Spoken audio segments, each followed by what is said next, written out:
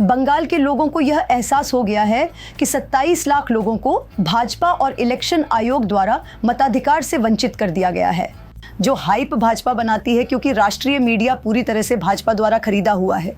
भाजपा कलकत्ता में कभी भी एक भी सीट विन नहीं कर पाई है। वे हर बार हमारा मनोबल तोड़ने के लिए ऐसा करते हैं, यह कहने के लिए जीत रहे हैं, जीत रहे हैं, जीत रहे हैं।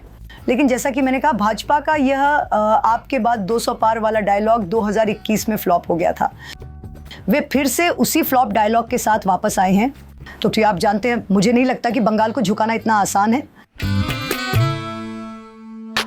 सर, एक अत्यंत, जैसा कि आपने देखा है, हमने अपने लोकतंत्र में ऐसा पहले कभी नहीं देखा, जहां 27 लाख मतदाता जो वैध मतदाता हैं, जिन्होंने पिछले चुनावों में मतदान किया है, जो इस देश के नागरिक हैं, जो 2002 की मतदाता सूचियों से मैप किए गए हैं, जो तार्किक विसंगति प्रक्रिया के हिस्से के रूप में की गई सुनवाई में पास हो गए हैं और अब अचानक बिना किसी सहारे के हैं, क्योंकि जिन न्यायाधिकरणों में उन्हें अपील करनी है वे स्थापित ही नहीं किए गए हैं। तो ये सबसे, मैं कहूंगी कि ये लोकतंत्र का मजाक रहा है। पूरे भारत ने इसे देखा है और पूरे बंगाल ने इसे देखा है।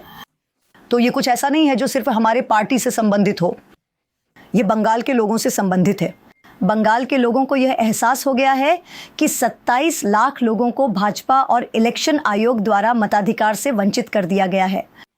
और आप जानते हैं, लोगों को जो करना है वे करेंगे, वे सच देख सकते हैं। लेकिन एक आम धारणा है कि एसआईआर के साथ टीएमसी निशाने पर है। तो यह आम धारणा दुर्भाग्य से उन लोगों द्वारा फैलाई गई है, बनाई गई है, जिनका आईक्यू सिंगल डिजिट का है।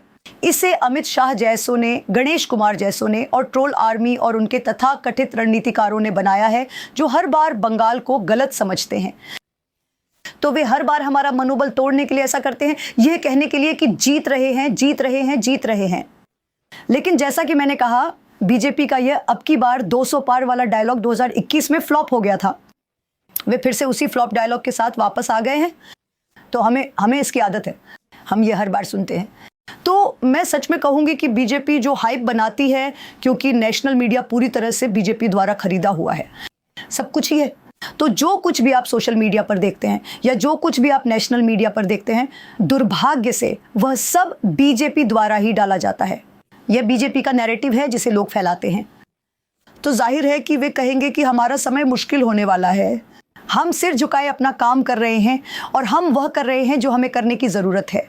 लेकिन क्या यह सच नहीं है कि ज्यादातर नाम, आप जानते हैं, मुस्लिम समुदाय से हटाए गए हैं? हाँ, बिल्कुल है, बिल्कुल है। आप ये देख सकते हैं।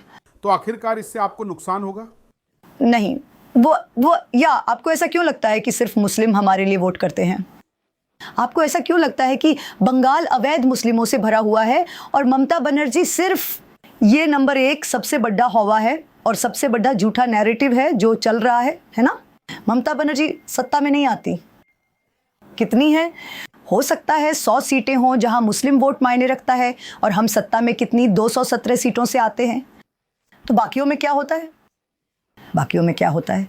अगर आप हावड़ा, हुगली के दक्षिण 24, उत्तर 24 के जिलों को देखें तो टीएमसी को वहां लगभग 95% सीटें मिली हैं। तो अगर बीजेपी इतनी मजबूत होती, कलकत्ता वे लगे रहते हैं ना। कलकत्ता में सारे बड़े बौद्धिक अभिजात वर्ग और सभी लोग हैं। भाजपा कलकत्ता में कभी भी एक भी सीट विन नहीं कर पाई है। 2021 की तुलना में ये इलेक्शन कैसा है, कितना मुश्किल है? ये बहुत ज्यादा, देखिए, हर इलेक्शन मुश्किल होता है। जो शब्द मैं यहां इस्तेमाल करूंगी वह है अनुचित। ये कहीं ज्यादा अनुचित इलेक्शन है, क्योंकि पहली बार पूरा भारत देख रहा है कि आपके पास भाजपा है जो कभी सीधे नहीं खेलती, वे वैसे भी कभी क्रिकेट नहीं खेलते। लेकिन आपके पास इलेक्शन आयोग है, जो कि एक तरफ उनके पास प्रवर्तन निदेशालय है और एक तरफ उनके पास इलेक्शन आयोग है। तो एक तरफ ईडी, एक तरफ ईसीआई, और वे दोनों भाजपा के बाएं और दाएं हाथ हैं। और इसी तरह वे, आप जानते हैं, बंगाल का गला घोंट रहे हैं। लेकिन ये 2021 में काम नहीं आया। मेरा मतलब है, मुझे देखिए, 2024 में उन्होंने मुझे निष्कासित कर दिया। वे ईडी ले आए, वे सीबीआई ले आए। उन्हें लगा कि वे मुझे हरा देंगे। इस जगह ने मुझे पिछली बार के बराबर के अंतर से ही फिर से जिताया। तो आप जानते हैं, मुझे नहीं लगता कि बंगाल को नीचा दिखाना इतना आसान है। लेकिन क्या आपको नहीं लगता कि, आप जानते हैं, काफी सत्ता विरोधी लहर भी है? 15 साल बाद कुछ सत्ता विरोधी लहर होना तर्कसंगत होगा। बेशक होगी। लेकिन अगर आप टीएमसी की सभी विफलताओं को देखें तो टीएमसी इस बात में काफ़ी अच्छी है और मुख्यमंत्री भी बहुत अच्छी हैं कि जब हमारे ध्यान में ये बात आती है कि हम यहाँ विफल हो रहे हैं तो उससे निपटना, तो हम बहुत सारा बोझ जमा नहीं होने देते। तो अगर कोई चीज़ समस्या है और उस पर हमारा ध्यान दिलाया जाता है तो हम उसे जल्द से जल्द सुलझाने की कोशिश करते हैं। तो ऐसा नहीं है कि हम इस इलेक्शन में 200 मुद्दों के ढेर के साथ जा रहे हैं जिनके बारे में हमने कुछ नहीं किया है। हम इस बात से अवगत हैं, हमने इसे ठीक कर दिया। हाँ, समस्याएं तो होंगी, 15 साल से सरकार चलाने वाली किसी भी सरकार को समस्याएं होंगी, लेकिन कोई बड़ा दबा हुआ बोझ नहीं है, कोई बड़ा दबा हुआ गुस्सा, बड़ी दबी हुई नफरत, ऐसा कुछ नहीं है। और जब आपके पास 21वीं ये पूरी SIR प्रक्रिया है जहां वैध मतदाताओं को इतना दर्द और अपमान सहना पड़ रहा था, आप जानते हैं बाकी सब कुछ फीका पड़ जाता है। जब गुजरात में, हरियाणा में, मध्य प्रदेश में, ओडिशा में बंगालियों को रोहिंग्या कहा जाता है, बांग्लादेशी कहा जाता है, उन्हें गाली दी जाती है, उनके साथ दुर्व्यवहार किया जाता है, उनकी भाषा को बांग्लादेशी भाषा कहा जाता है, तो यह बंगालियों को एकजुट करता है। यहाँ तक कि जो लोग ममता विरोधी थे वे भी यह कहने में एकजुट हैं जैसे हो सकता है कि हम ममता को पसंद न करते हो लेकिन वह हम में से एक हैं। इस बार टीएमसी कैंपेन के 3+ और 3- क्या हैं?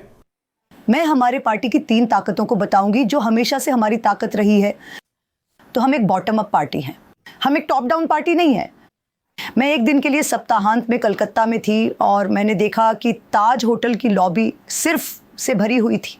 आपको कलकत्ता के किसी भी 5 स्टार होटल में कमरा नहीं मिल सकता, चाहे वह वेस्टर्न हो, चाहे वह ITC हो, चाहे वह ताज हो। सब कुछ दूसरे राज्यों और से आए बीजेपी नेताओं ने ले लिया है। तो और वे ताज बंगाल की लॉबी में बैठकर कह रहे हैं हम बंगाल जीत रहे हैं, हम बंगाल जीत रहे हैं। और जब लोग उनकी हवा पर विश्वास करते हैं तो दूसरे राज्य का सबसे छोटा नेता अरे जीत रहे हो, अरे जीत रहे हो, हम भी चले आते हैं। तो उनके 10 चमचे भी साथ आ रहे हैं। तो हमारे कैंपेन का सबसे मजबूत हिस्सा ये है कि हम एक ग्रास रूट पार्टी हैं और हमारा कैंपेन बहुत ग्रास रूट है, ये डोर टू डोर है। हम अपने इलाके को ऐसे जानते हैं जैसे कोई और नहीं जानता। दूसरी बात यह है कि एक नेता के तौर पर ममता बनर्जी सर्वोत्कृष्ट हैं, वह किसी से कम नहीं है। उनकी निडरता आज जिस तरह से वो मोदी का सामना कर रही है, हम सिर्फ बंगाल के लिए नहीं लड़ रहे हैं, हम पूरे विपक्ष के लिए और पूरे भारत के लिए लड़ रहे हैं। आप भारत के किसी भी हवाई अड्डे पर जाइए, वे आकर कहेंगे आपको बंगाल को विन करना होगा, आपको विन करना होगा क्योंकि हमें उन्हें दिखाना है। ये टीएमसी समर्थक होने के बारे में नहीं है, ये इसलिए है क्योंकि लोग इस देश में एक स्वस्थ विपक्ष चाहते हैं और कोई जो फांसीवाद के खिलाफ खड़ा हो। तो ये दूसरी बात है जो हमारी नेता में है। और तीसरी बात ये है कि हमारे पास मुझे लगता है संगठन और राजनीतिक का एक बहुत अच्छा मिश्रण है और इस बार हमारा कैंडिडेट चयन मुझे लगता है एक बहुत अच्छा मिश्रण रहा है।